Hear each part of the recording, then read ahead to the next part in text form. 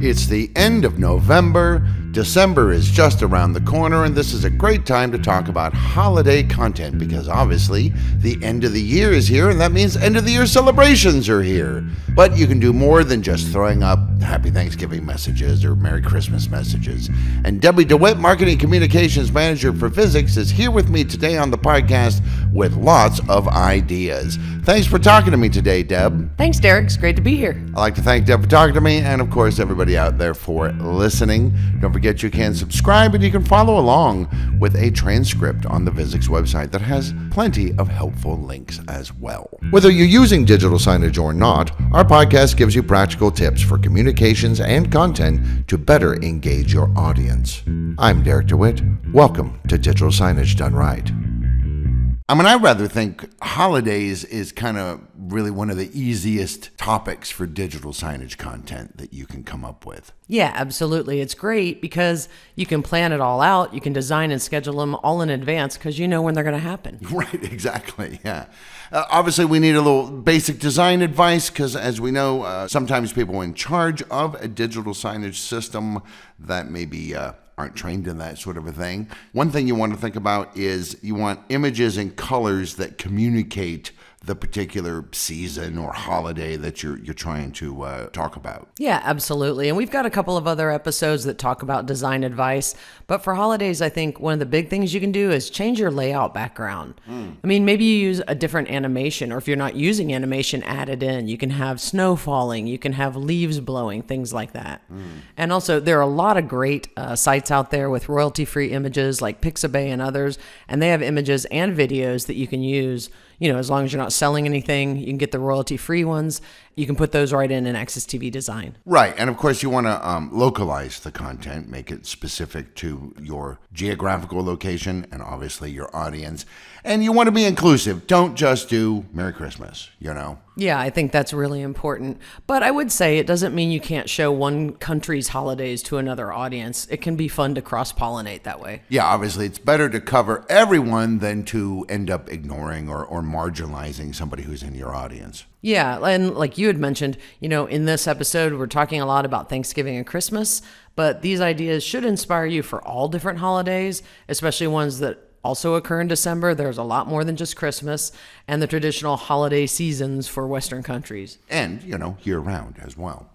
Going outside the U.S., you can discover lots of other cultures and traditions. And honestly, even inside the U.S., I mean, the first two that pop to mind that are most common around the time of Christmas, Hanukkah and Kwanzaa. Yeah, absolutely. Like I said, don't make an assumption that everybody in your organization celebrates the Christian Christmas. Maybe not. I'm sure some do. It's always good, like you said, include as many people as you can. But especially if you have branches or offices elsewhere, either across the country or in other countries, you might have employees or members of the public that celebrate other holidays. So you really need to think about it when you're planning it out. Now, obviously, in Christian countries, we have Christmas on December 25th. For Europeans, the big day is December 24th. Advent actually starts on December 1st and runs all the way to Christmas Eve. December 5th or 6th, depending on where you are, is St. Nicholas Day. For Catholics, the 8th is Immaculate Conception Day, which is also the day that Buddhists mark Siddhartha's enlightenment on a day called Bodhi Day. So if you got Buddhists in your audience, December 8th is a great day there. Nice. The 12th is the feast day of Our Lady of Guadalupe in Mexico. Obviously, as we said, Hanukkah. Maybe you got some Wiccans or neo-pagans. Yay. They celebrate Yule, which starts on December 21st and runs all the way to New Year's Day. Sometimes the Muslim month of Ramadan falls in December. It floats throughout the year because it's based on a lunar calendar. The Hindu Champa Sashti festival usually comes either in late November or early December. After Christmas, British people have Boxing Day, which is a day to kind of go out and do good deeds or share the wealth with others. And by the way, we're talking about Christians. Don't forget Orthodox Christians. Their Christmas is in the first week of January, and their New Year's comes a week after that. And obviously, Asian cultures have their New Year's depending again, somewhere between January 21st and February 20th, because they also use lunar calendars. So, New Year's is also part of this whole holiday season. Yeah, and there are a lot of websites out there that can tell you when these dates are. However, I will say some websites are not accurate.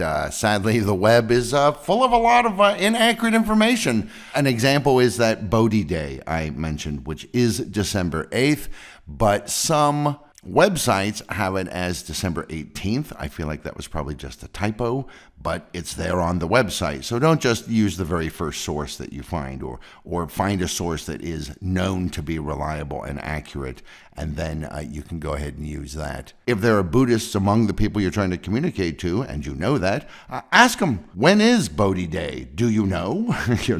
Verify the dates with the people who celebrate those holidays. They know. Yeah, and of course, as we always say, you need to be sensitive. Don't just assume something, Right. Maybe word it like a question. Do you know when Ramadan starts this year? Don't just walk up to somebody and be like, hey, Ahmed, when's Ramadan? Like, Ahmed's Christian. Like, Right. he may not know. Or I would always argue there are trusted sites. Wikipedia is a pretty trusted site. Yeah. It is crowdsourced. It is crowd edited.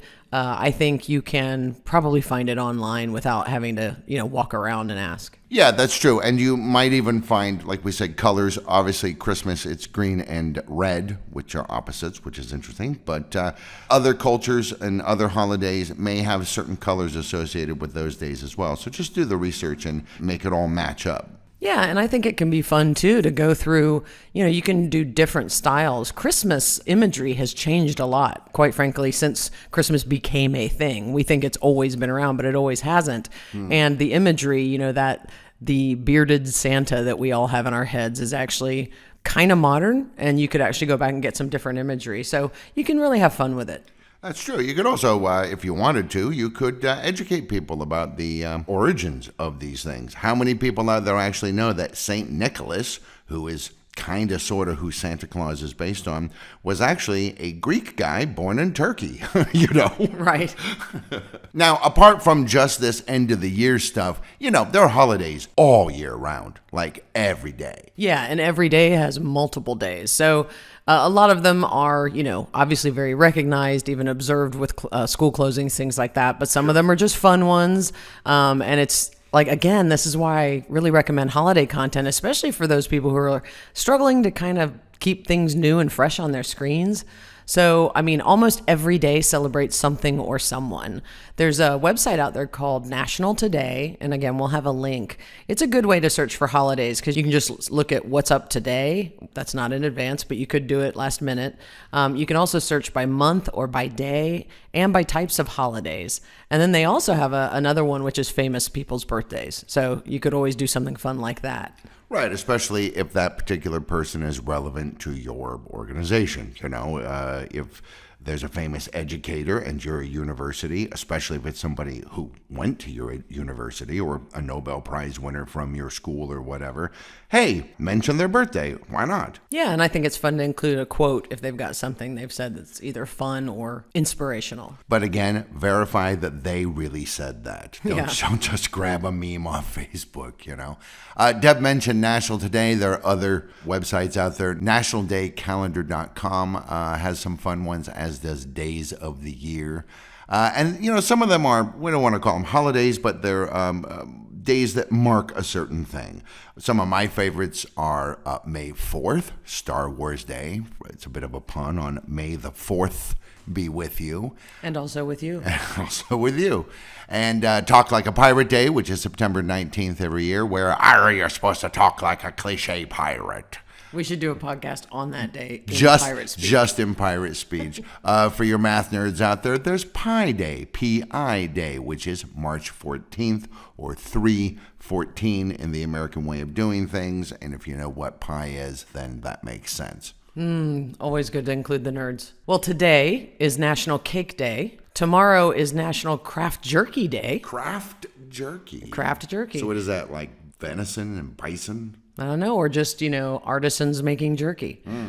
This is National Game and Puzzle Week, and November is Banana Pudding Lovers Month. So, I mean, I will say that's fun because if you find something there, these websites we've mentioned also have like what this month is.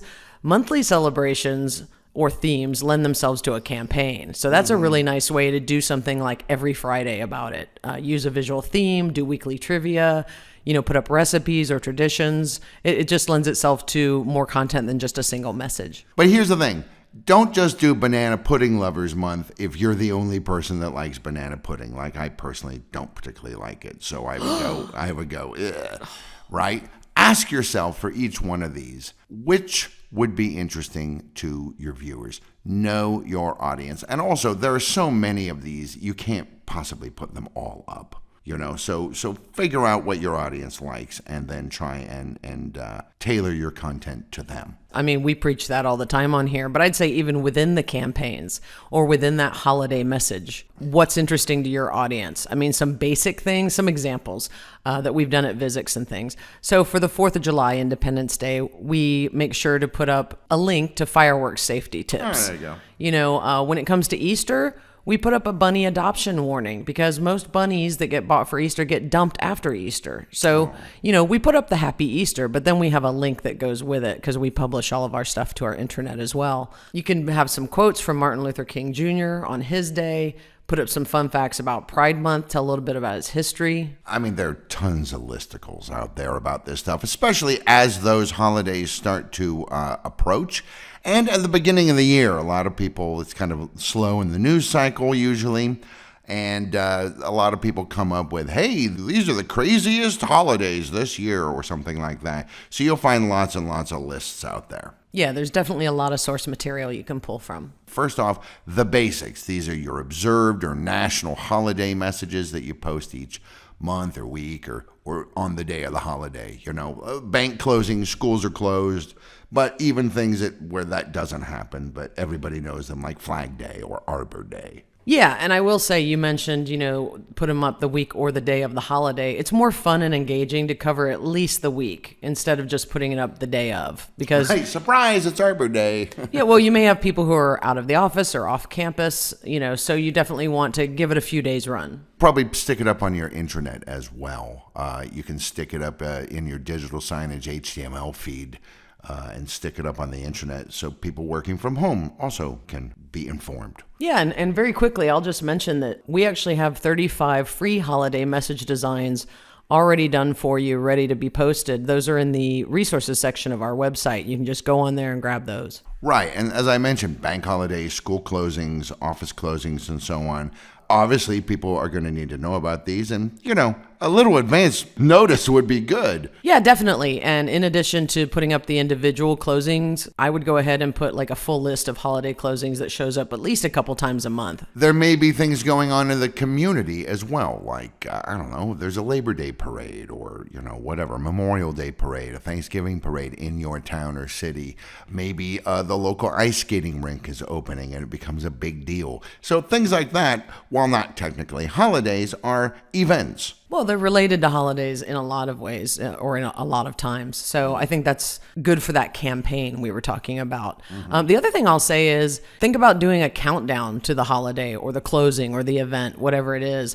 Countdowns are weirdly good at building suspense and excitement versus just having the thing pop up and say, hey, we're going to be closed, 2 weeks from today or whatever. You do a countdown that says, 13 days to the December holidays or whatever. People really love that. Yeah, I fall for it. I see a countdown and I go, ooh, what are we counting down to? I know, it's exciting. I get excited.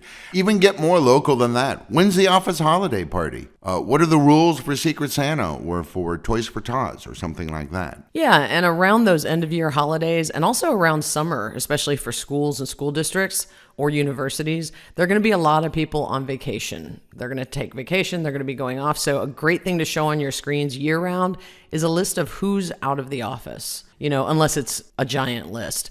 If you've got a hybrid office, of course, you're going to be like, well, everybody but 3 people are out of the office. Don't do that. What you want to do is say who's on PTO, or you can actually, for that hybrid office, show who's in the office today. Yeah, that actually might be a smaller list. Yeah. Well, and it's all pulled from data, so you don't have to actually update it. It can just pull from your calendar. Sure. Now, let's kind of stick them together, lists and fun facts. These are things that people just love. It's just a quick way to engage people. They're not going to do anything with the information, but it is a way to get them to look at the digital signs. Oh, yeah. Again, we talked about cross-pollinating, educating people who may not know about these things. So I think it's good to just start with your plan and do a monthly list of holidays, or check out one of these websites that has a list of holidays around the world. Pick your favorites and maybe do like a did you know video or a message or something like that to pique people's interests. Yeah, and there are a lot of just weird and wonderful traditions around the world. I'm going to toss a few out that I found. There are. December 23rd is La Noche de Rabanos, or Night of the Radishes in Mexico. It's a big radish festival. Nice. In Norway, on December 24th, it is traditional to hide all the brooms so that witches cannot fly around. One of my favorites in the U.S. is February 2nd, Groundhog Day, which I loved way before the movie. But I love the movie. The movie is also great. The Hindu festival of Holi is very colorful since it involves large crowds of people pelting one another with colored powders. In 2025, that's happening on March 14th. Makes for great imagery. Yeah, actually, it really does. Yeah, and it's a really fun one. And some of them are just beautiful. There's a 1,000-year-old Japanese festival called Hinamatsuri, which celebrates girls with ornate dolls and sticky rice cakes wrapped in pickled cherry blossoms. I mean, that's pretty interesting if you have anybody with a Japanese connection, or your company's a Japanese subsidiary or whatever. That's happening on March 3rd. Obviously, we know St. Patrick's Day. That's a classic one. I like to call it amateur night. Right. Stay indoors. Do not get on the roads. Do not get on the roads. Though in Ireland, St. Patrick's Day is actually a pretty serious religious holiday and not really a day for getting plastered. Sure. In the town of Buñol, Spain, there's an annual tomato fight called La Tomatina, which happens the last Wednesday in August every year. And around the area of Sasamon, also in Spain, there is what's one of the oddest things I've ever heard of, a week-long baby jumping festival. You jump babies. Jump babies. Men dressed as devils jump over mattresses, and on the mattresses, babies born in the last year are lying, and the men jump over. It sounds weird. I was kidding. I thought it was going to be babies jumping, not jumping babies. No, you're jumping babies like they're the hurdle, And the idea is, I guess it cleanses them of the original sin they're born with or something. I mean, it sounds weird. It's called El Colacho. But it goes all the way back to 1620. So, it's been around for a long time. Well, I had a feeling it wasn't invented this decade. Right. Sometimes you get these new ones. This is another thing to keep in mind, is people are always inventing new ones. For example, in the town of Lopburi, Thailand, they have a rather sizable population of around 1,000 of a very specific kind of monkey. And so to increase tourism, they invented a monkey buffet festival every year where people honor the monkeys and other wildlife by giving them fruits and vegetables. Weirdly enough, sometimes encasing those fruits and vegetables in blocks of ice. I don't really know why they do that. Maybe to make it more difficult for the monkeys or to keep the fruit fresh. Or I don't know why they do that, but they do. All right. That's a great list. There are I want to see that baby jumping thing. Oh, boy, I don't know. Yeah, right after we run with the bulls. Yeah. But yeah, like you said, there are lots of lists out there online to pull from. But again, I'm just going to say you threw some dates out there. Double check. Go online. Make sure your dates are accurate. I have a few ideas of things you can do with these holidays. We had talked about putting up a did you know. You can also put up things related. We talked about recipes, like for your favorite holiday dishes. You could share music playlists that are themed on a holiday. You can say what are the most popular holiday movies, and even list some gift ideas. You talked about Secret Santa before, so it made me think, hey, list some gift ideas. What are the most popular tech gifts this year? What are gifts for kids by age range? That's really, really good. Yeah. And you could even let people vote online and then share their own picks. Yeah, and I can tell you from personal experience, we've done this at Visix on our own digital signage where we put up weird holiday traditions in December, and then we had people try to guess what country it was from. And it was very successful and very interesting, and we got a lot of feedback. It was really good. And if you correctly guess the Norway one, you get a pickled herring. Well, I think the biggest prize needs to go for baby jumping. Yeah, Right. Obviously, social media is another great way. It's kind of an extension of your digital signage and digital branding. And a source for your digital signage, too. Yeah, that's true. It also gets more people involved. I mean, you can pull in from social feeds, or you can let people submit things, I don't know, maybe via an intranet form or something like that. Yeah, have people share photos, have them share memories. That's really fun. People love to see kid pictures of the people they work with. I don't know why. It is weird. People love pet pictures. I will say that. Our Halloween costume contest, we do it for the humans, but we also ask people, please, if you dressed up your dog or cat, please show us. Favorite holiday traditions. You can hold contests. Like I said, we did a costume contest for Halloween.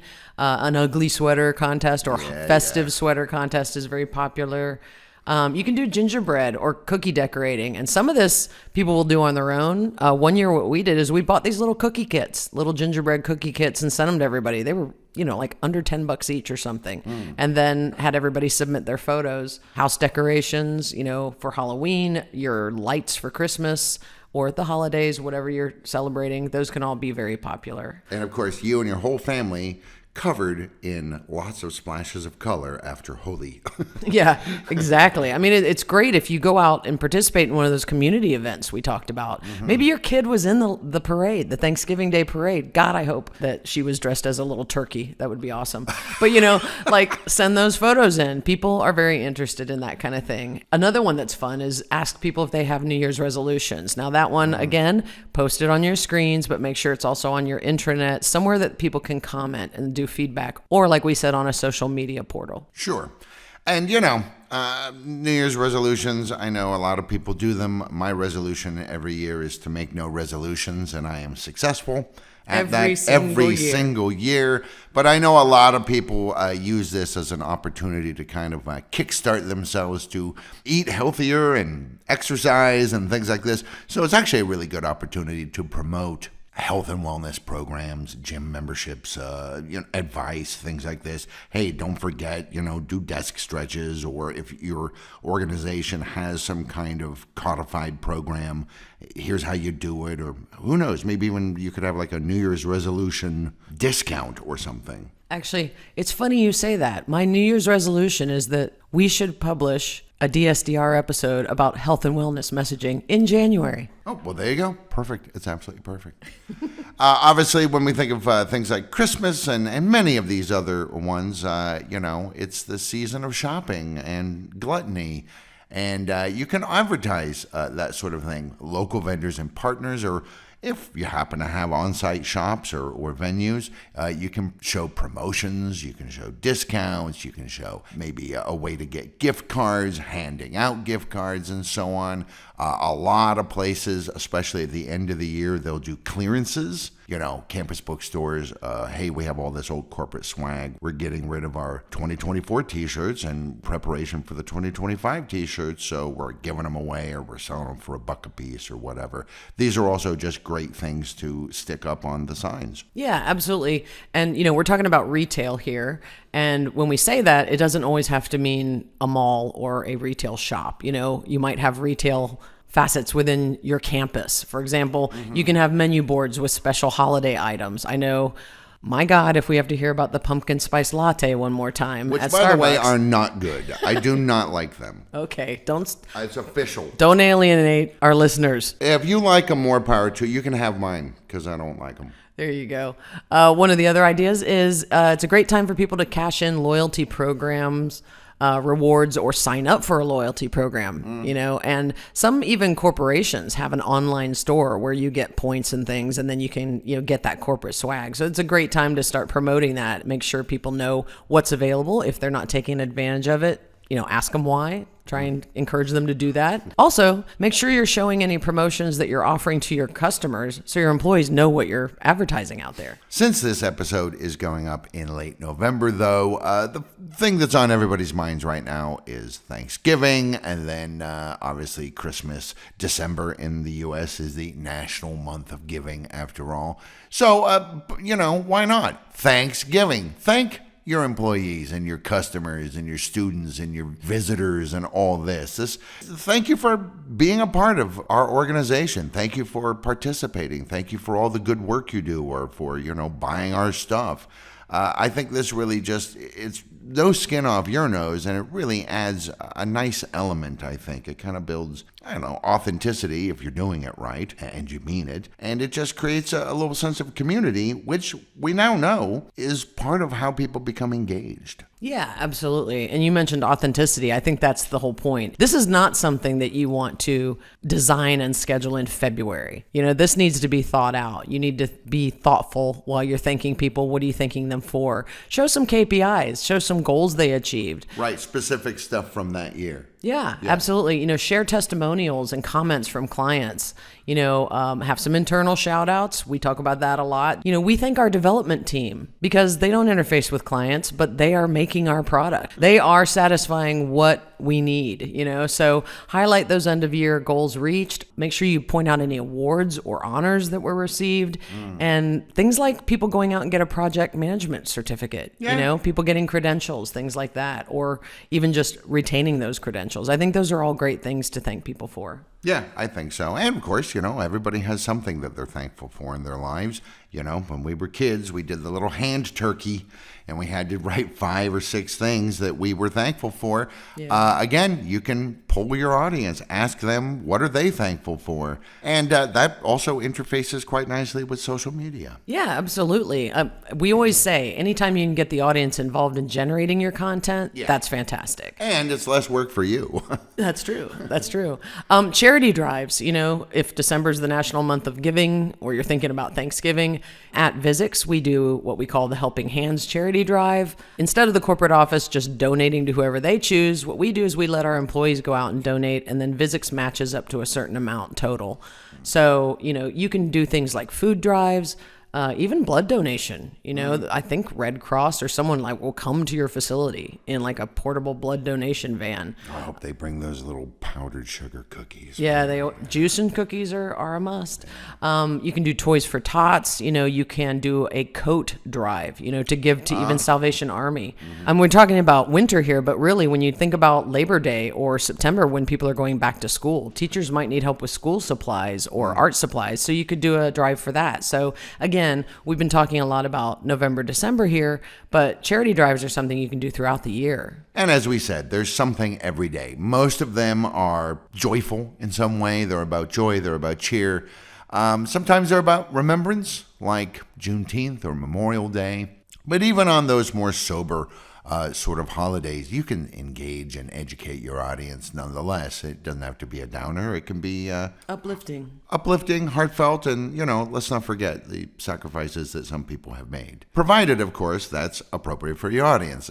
Again, it's knowing what your audience likes and wants and will respond to, and then designing to meet those desires and having a little bit of fun along the way. Always recommended. Well, that's a whole bunch of holiday ideas that you can use throughout the calendar year and into the future here on the Digital Signage Done Right podcast. I'd like to thank my guest today, Debbie DeWitt, Marketing Communications Manager for Visix, for sharing some of her ideas with us today. Thanks, Deb. Ho, ho, ho, gobble, gobble, gobble, and all the other holiday noises. Yes, I'll wrap it all up by saying happy holidays, Derek. And of course, happy holidays to all of you out there. Thank you for listening. And we mean it when we say that we are thankful that you take the time out of your day to listen to this podcast. For more free stuff, head to resources on Visix.com for guides, videos, and more to help with your visual communications.